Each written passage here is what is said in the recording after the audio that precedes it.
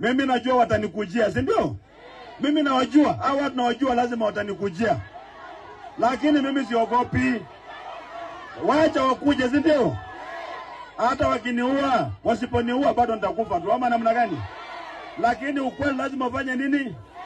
Ukweli lazima usemwe, na ukweli utasemwa na utarudia tena, nione watanifanya nini, ama namna gani? Let them listen to me and change. Wabadilike, maana watu wanaumia. Hapa chini watu wanaumia. Mr. President, people are suffering. Ukipatia Raila kazi, don't think umepatia every Kenyan kazi. Watu wanaumia. Basic needs hakuna. Ama mimi nasema kwa uongo? Watu wanaumia, si ndio? Na mimi hata wakinikujia, I do not care.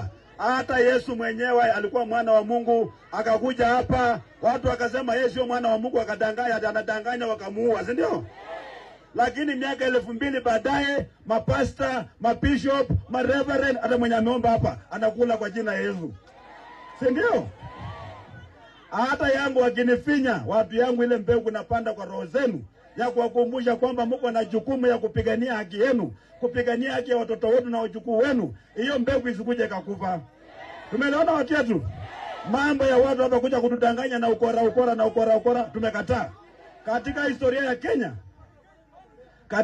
ya Kenya kumekuwa na watu kama 6 hivi.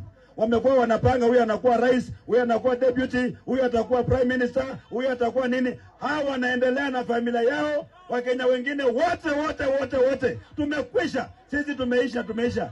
Kulikuwa na mashamba kubwa, mashamba yafanya nini?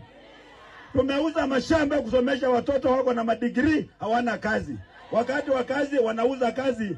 Siku hizo wanapatia MP, wanatembea na mabarua ya kazi, wanauzia watu. Mnakubali maneno kweli? Mnakubali?